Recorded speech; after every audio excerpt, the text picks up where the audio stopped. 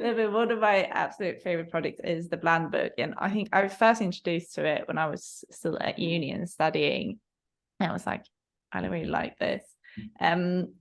Where did the idea of the Bland book originate, and what was it like creating it?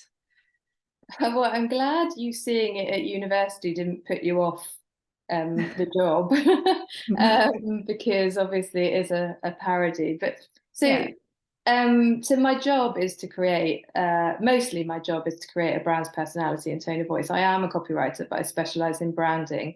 Yes. And so part of that job is to write brand books and tone of voice guidelines. And whenever I'm with a new client and embarking on that sort of project, they'll tell me that their brand is human, friendly, and honest, which as guidance is really bland. It doesn't give anyone anything to go on, and it doesn't allow a brand to stand apart from its competitors or stand out. So I thought I'd write a parody of this so that people could see themselves in it and do things differently.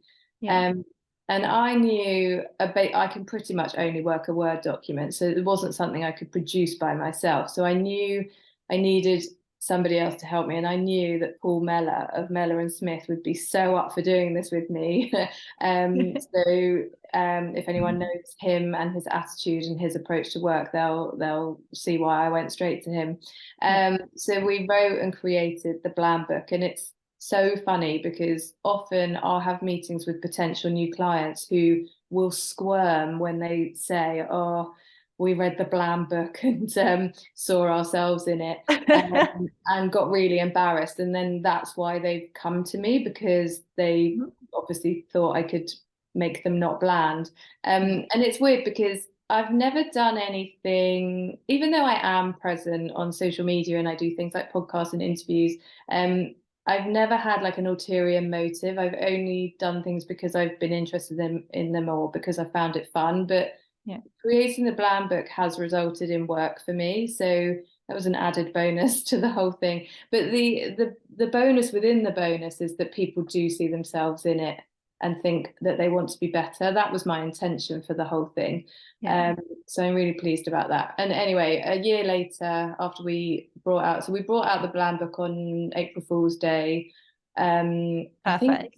yeah, I think 2019. Well, I think we were ready with it in like January or February, and then we thought Yeah. we may as well hold on until April Fool's Day.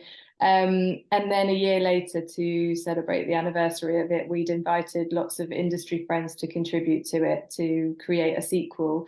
And now we have a whole website, which is blandbook.com, and it's got Bland guides to social media, creative briefs, award entries, trend reports, and thought leadership pieces. And it's just, yeah, it's sort of, it touches more people now, and more people see themselves in it.